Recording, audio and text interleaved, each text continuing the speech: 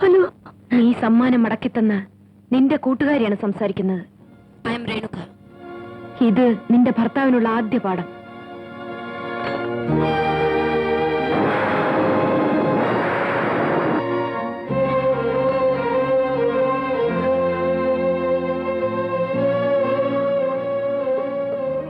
അവൾ എന്തിനാണ് ഇങ്ങനെയൊക്കെ ചെയ്തത്?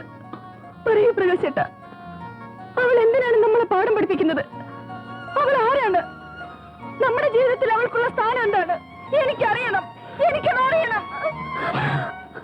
ഞാനെല്ലാം പറയാം. നീ എന്നോട് ക്ഷമിക്കണം, എനിക്ക് മാപ്പ് തരണം. എനിക്കൊരു തെറ്റുപറ്റി.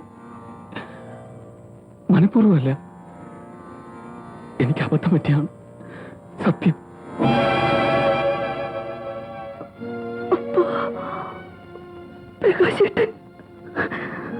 പ്രകാശേട്ടൻ അവളെ, ഈശ്വര, എന്റെ പ്രകാശേട്ടൻ എന്നോട്. അവൾ എന്നെ വശീകരിച്ച് വഞ്ചിക്കുകയായിരുന്നു. എനിക്ക് സംഭവിച്ച ഒരു ചെറിയ കൈത്തെറ്റ് പിന്നെ എനിക്ക് കുറ്റബോധമായി. ഞാൻ അകന്നു മാറി. അവൾ ആ തെറ്റ് അവകാശമാക്കി മാറ്റി. ഇനി ഒറ്റ വാക്ക് പോലും എന്നോട് മിണ്ടരുത്, എന്റെ മുമ്പിൽ നിൽക്കരുത്. ഇനി ഒരിക്കലും ആ പഴയ പ്രകാശനെ എനിക്ക് തിരിച്ചു കിട്ടില്ല. പൊയ്ക്കോ എന്റെ മുമ്പിൽ നിന്ന്. ഞാൻ ആത്മഹത്യ ചെയ്യരുതെന്നുണ്ടെങ്കിൽ ഈ നിമിഷം എന്റെ മുമ്പിൽ നിന്ന് പോണോ?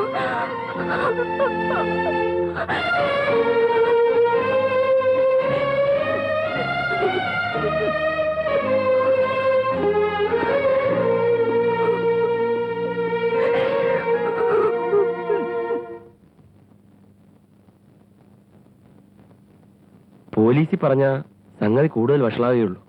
ചിലപ്പോ വാദി പ്രതിയായെന്നും ഇരിക്കും. ധാരാളം പണവും ചെലവാവും. നമുക്ക് നഷ്ടപ്പെടാനുള്ളത് നഷ്ടപ്പെടുകയും ചെയ്യും. സുമതിയുടെ കാര്യം ഓർക്കുമ്പോൾ എനിക്കൊന്നും അറിഞ്ഞൂടാ.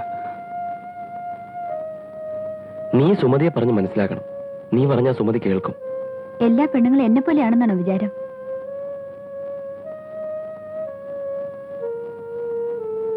നേരം എടുക്കട്ടെ.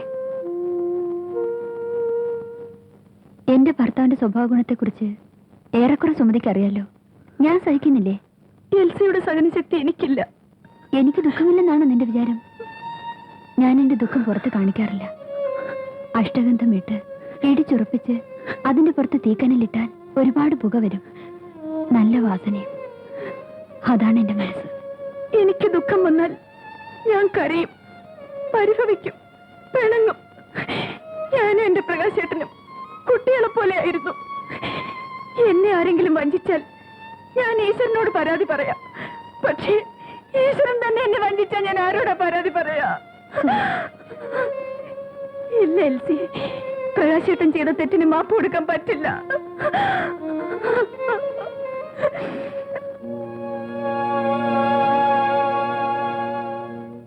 ദേഷ്യം വരുമ്പം ഭാര്യ ഭർത്താവിനോടും ഭർത്താവ് ഭാര്യയോടും വീട്ടിൽ നിന്ന് ഇറങ്ങിപ്പോകാൻ പറയും. എന്റെ കാര്യം പറഞ്ഞ ഞങ്ങളുടെ ദാമ്പത്യ പരിപാടിയിലെ ഒരു സ്ഥിരം ഐറ്റമായത്.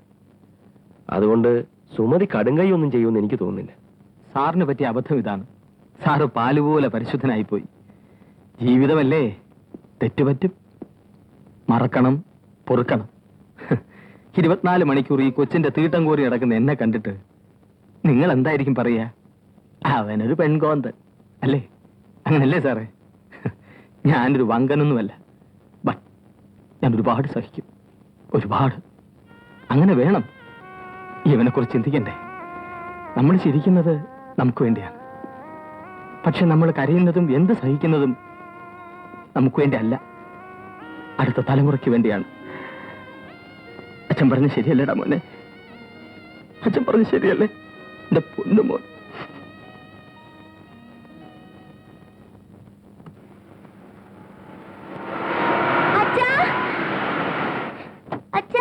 അമ്മ പോയി, വെട്ടിയും കൊണ്ടാ പോയത്.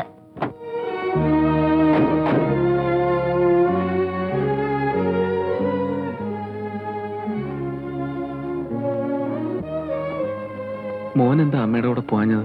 അച്ഛൻ വരാത്തോണ്ട്.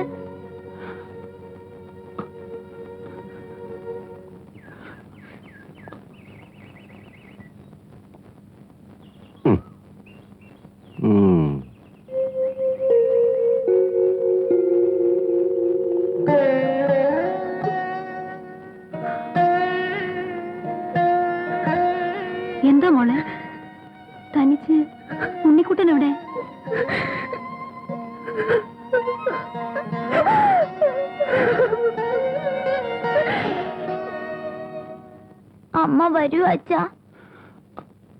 വരും മോനെ, തീർച്ചയായും വരും. മോൻ ഉറങ്ങിക്കോ. അമ്മ ഇനി എന്തൊക്കെ പറഞ്ഞാലും എനിക്കത് മറക്കാനോ പൊറുക്കാനോ കഴിയില്ല. ഞാനിനി അങ്ങോട്ടില്ല. ഉണ്ണിയെ കാണാത്തതിൽ എനിക്ക് വിഷമമുണ്ട്. സാരമില്ല, എന്റെ വിധി ഏതായിരിക്കും. ആ സെന്റ് ഞാൻ കോടതി കയറ്റും. അവനെ ഞാൻ ഒരു പാഠം പഠിപ്പിക്കും. 5 ലക്ഷം രൂപ ഡിപ്പോസിറ്റ് മേടിച്ചു കൊടുത്താ അവനെ ബാങ്കിൽ കയറ്റിയത്. എന്റെ മോളെ എനിക്കറിയാം, അതുപോലെ എന്റെ മരുമോനെ എനിക്കറിയാം. അവനൊരു തെറ്റ് പറ്റി കാണും, ഒരേ ഒരു തെറ്റ്, ഏത് പുരുഷനും പറ്റാവുന്ന തെറ്റ്. മോളെ, നിനക്ക് മനസാക്ഷി ഉണ്ടെങ്കിൽ ഇതുവരെ അവൻ ചെയ്ത നന്മകൾ ഓർത്ത് ഈ തെറ്റ് മറക്കണം. മനസാക്ഷി ഉള്ളതുകൊണ്ടാണ് എനിക്കത് മറക്കാൻ കഴിയാത്തത്. എനിക്ക് അഭിമാനമുണ്ട്. ഞാൻ മംഗലത്ത് രാഘവൻ പിള്ളയുടെ മകളാണ്.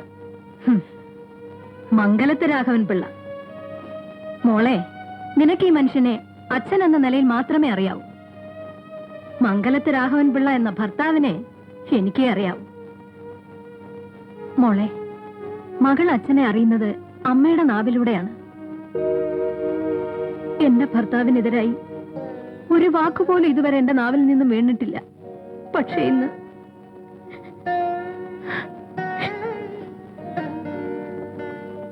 പോകരുത്.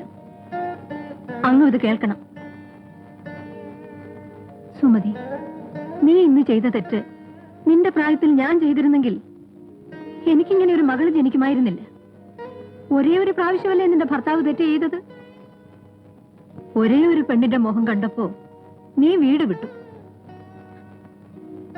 ഓരോ ദിവസവും ഓരോ പെണ്ണിന്റെ മുഖം കണ്ടിട്ടുള്ള നിന്റെ അമ്മയെ കുറിച്ച് നീ അറിയണം.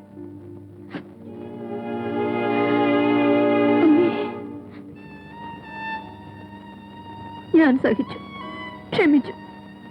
നിനക്ക് വേണ്ടി നീയും സഹിക്കണം, നിന്റെ ഉണ്ണിക്ക് വേണ്ടി. ഞാൻ എന്നാലും എങ്ങനെ? എനിക്ക് പറയാനുള്ളത് ഞാൻ പറഞ്ഞു. ഇനി നിന്റെ പാട് നിനക്ക്. ഒരു കാര്യം, ഭർത്താവിനെ ഉപേക്ഷിച്ചു പോന്ന മകളുടെ കൂടെ ഞാൻ താമസിക്കില്ല. അതല്ല, എന്റെ വാക്കിന് നീ വില കൊടുക്കുന്നുണ്ടെങ്കിൽ ഈ നിമിഷം എന്നോടൊപ്പം ഇറങ്ങണം. ഞാൻ നിന്നെ പ്രകാശിന്റെ അടുത്ത് കൊണ്ടുവിടാം.